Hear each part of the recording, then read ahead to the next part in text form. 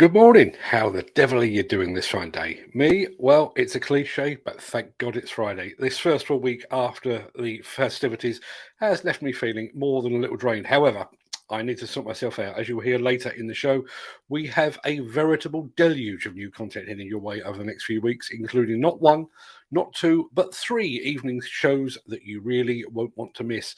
So while I'm posting the question of the day, let's roll the intro and get this show on the road.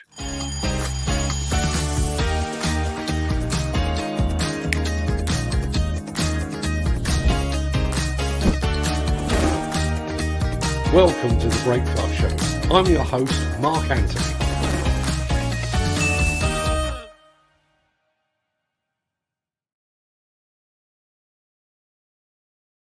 It is Friday, the 14th of January, and as that remarkably persistent guy just said, welcome to the Breakfast Show. I am your host, Mark Anthony. In today's show, Messiah Corporation enters administration. Downwell Demolition flies high in Cambridge. Steve Radley is stepping down at the CITB, and we've got a film to show you how to unbox your Bell truck, should you be lucky enough to possess such a thing. We'll also be giving you some key dates to add to your diary, and as it's Friday, I'll be sticking around at the end of the show to chat, listen, and generally set the world straight just ahead of the weekend for basically as long as you care to hang around, basically. We'll get to all of that in just a second, but first, let's see who among the rich and the shameless is celebrating a birthday on this day of days. Happy birthday! It's many happy returns, to a Roman politician, a general, and a lover, born way back in 83 BC, one Mark Antony. That name certainly rings a bell. Happy birthday also to Good Life actor Richard Bryars and to Chinatown actress Faye Dunaway, to Chaz Smash from Madness and Full Monty actor Mark Addy. Happy birthday also to TV chef Hugh Fernley Whittingstall and to rapper turned actor LL Cool J. But far, far more importantly, happy birthday to the nicest man in rock and roll, Foo Fighters frontman Dave Grohl. Many happy returns to them, one and all.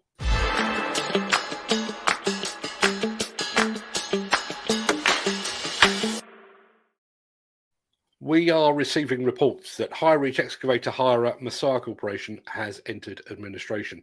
According to a listing on the company's house website, an administrator was appointed on the 21st of December last year, just before the Christmas break.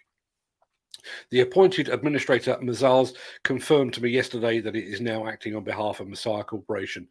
No further details are currently available.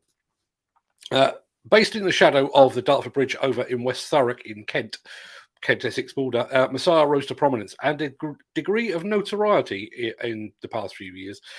The company had been active in the buying and selling of used equipment, but having acquired several demolition spec Caterpillar excavators, the company ventured into the sphere of high-reach excavator hire, providing specialist and heavy-duty equipment to the likes of Brown and Mason. Messiah also worked overseas, most notably in France and over in Norway, where the company worked within the offshore demolition and dismantling sector. At the same time, however, CEO Tony O'Sullivan was gaining a reputation that is best described as divisive. This was evidenced in a very public spat with UK Caterpillar dealer Finning that saw O'Sullivan vowing to sell his entire Caterpillar fleet and to replace it with the Kobelco brand. Further digging through the company's house website reveals that Tony O'Sullivan is now the owner of a company called Ardersia Port Authority that was incorporated way back in 1999. Among his co-directors on that company is Steve Regan. Both Regan and O'Sullivan are still shown as directors at Messiah Decommissioning, which, according to Company's House, remains active. The website for Ardersia Port Authority says it's involved in oil and gas decommissioning, sustainable energy production, and steel and concrete production. All of that will take place on a 162-hectare site 14 miles east of Inverness, way up in the wilds of Scotland. In a press release issued by the company in early December, Tony O'Sullivan is quoted as saying, "The energy transition from offshore structures to floating wind has an important missing factor, steel. Today, the UK exports 10 million tonnes of scrap steel annually. By building a renewable powered electric furnace, a Let me try that again. By building a new renewable powered electric arc furnace at Ardersier Port, the first new build steel mill in the UK for 50 years, we will utilise 1 million tonnes of scrap each year. This will produce reinforcement steel for the UK construction industry, of which there is currently a shortfall, and it will enable us to export green steel to global markets. Once operational, the plant will generate 300 high quality and permanent low carbon jobs.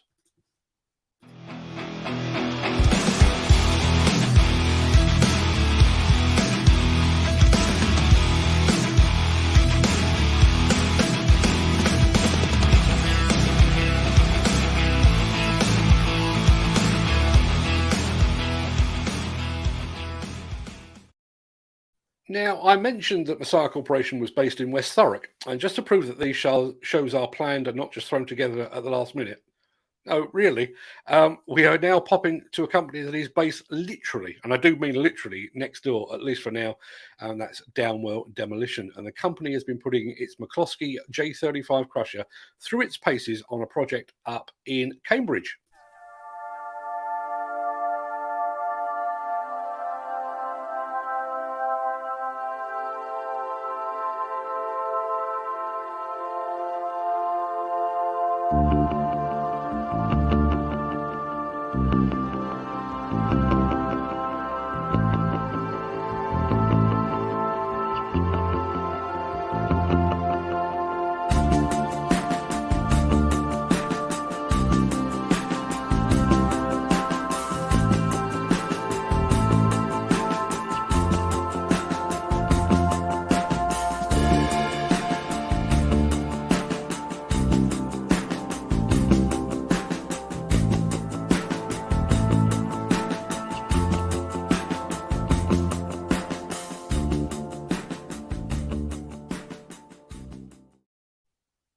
As some of you may be aware, Downwell is one of the sponsors at the London Stadium, home of the high-flying West Ham United, and it's great to see Downwell flying almost as high.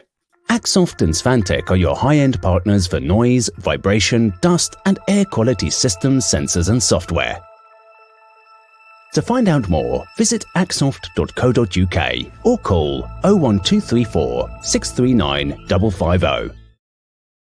The Construction Industry Training Board, or the CITB, has announced that its Director of Policy and Strategic Planning, Steve Radley, will be leaving the CITB in March.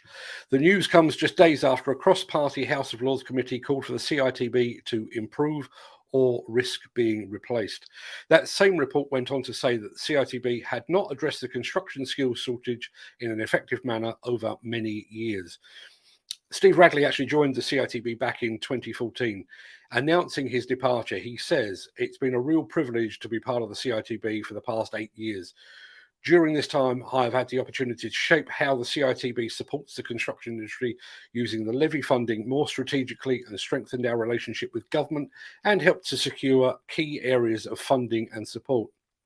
I've enjoyed working with the many talented people within the CITB and our partners. I joined CITB to make a difference and look forward to seeing the industry continue to grow and thrive."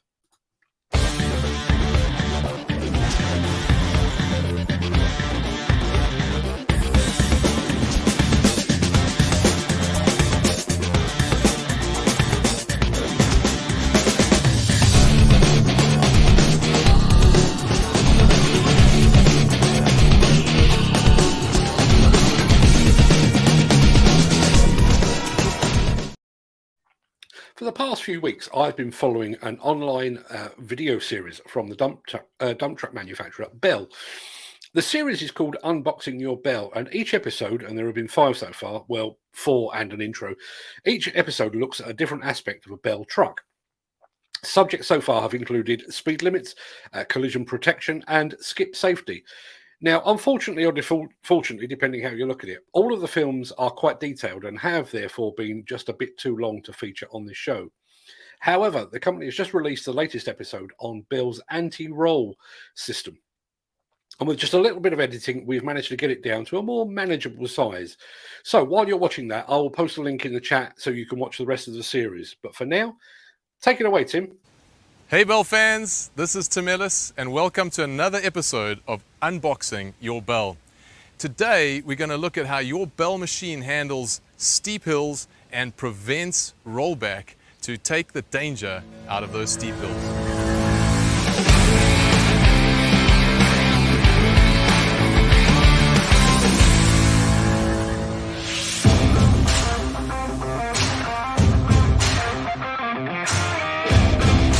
We all know how dangerous steep slopes can be, but when last did you take your fully laden Bell machine up a steep incline and just take your foot off the accelerator pedal?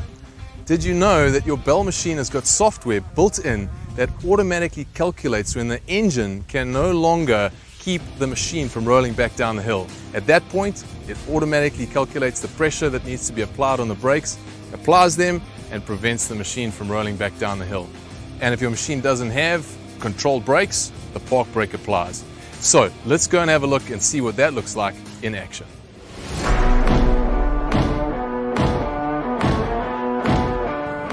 So welcome back to the cabin, and we're here going to take a look at the anti-roll feature here at Bell Equipment on our 20% incline test hill.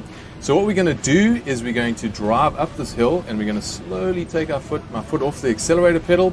We're going to watch the brake pressure applying. That's why we're on the specific diagnostic screen that you can see on your screen right now, and the brakes and retarders. We're going to take a look at the brake pressure and we're going to see how that clamps us and holds us and prevents us from rolling back down the hill. So let's go into drive and we're going to start heading up the hill. As I said, it's a 20% incline, which is quite a steep incline, especially for most torque converters. And what I'm going to do is I'm slowly going to take my foot off the accelerator pedal, and there you see the brake pressure increases and it holds us. And again, the beauty about this feature is that as I put my foot back onto the accelerator pedal, it prevents us from rolling back, allows us to just launch on up the hill, and no rollback necessary.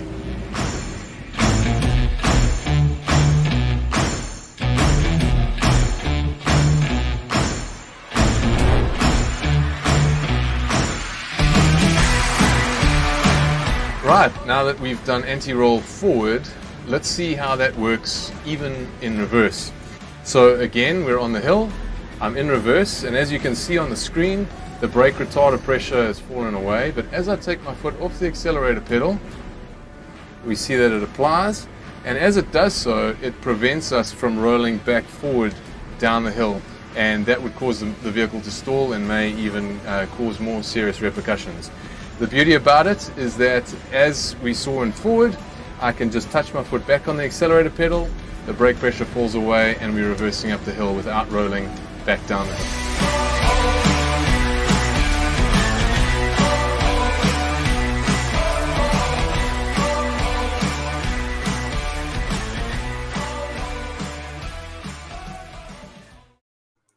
Now, you should see a link to the rest of that excellent video series in the chat right about now. If not, drop me a line and I'll certainly fire that over to you. Not a problem at all. The Miller GT series heralds a new era of unrivaled power and cutting-edge intelligent coupler technology, increasing job site safety, machine versatility, and productivity.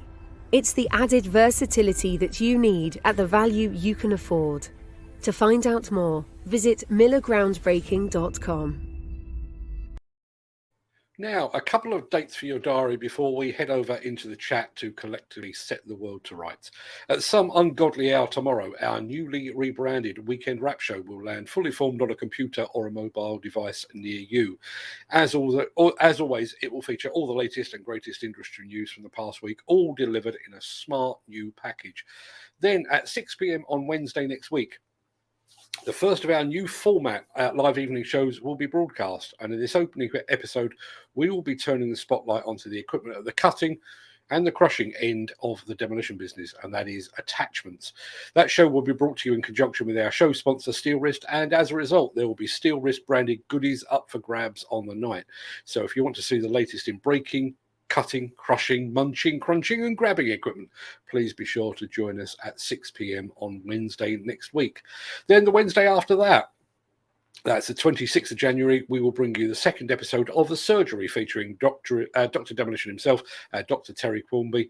While you have your diary to hand, at 6 p.m. on Wednesday, the 9th of February, the Mighty Construction Collective will assemble for the first time this year for a show dedicated to all things training, skills, and apprenticeships. The show will be broadcast in the middle of National Apprentice Week, and we will be featuring apprentices and some key companies that are providing those apprentices with an opportunity to join this dynamic industry sector. So, just to recap, tomorrow is the New Look Weekend Wrap. Next Wednesday is the Attachment Show. The Wednesday after that is the Surgery with Dr. Demolition. And then on Wednesday, the 9th of February, we are hosting our training and skills show with the Construction Collective. I honestly don't know what I'm going to do with all this spare time I seem to have on my hands. Sorry to interrupt the guy with the funny glasses, but if you're enjoying this video, please hit the like button as it helps our channel. Or, better still, share this video with a friend or a colleague. Thank you. Right, back to Beardy. Right, that just about wraps up the main part of the show. I'm going to roll the outro in just a second before, as ever, leaping gazelle-like over into the chat to see what you're all saying today. If you can't stick around, stay safe, look after yourself, your family, your friends, and your colleagues, and thanks for watching. But if you can stick around, I will see you on the other side of this.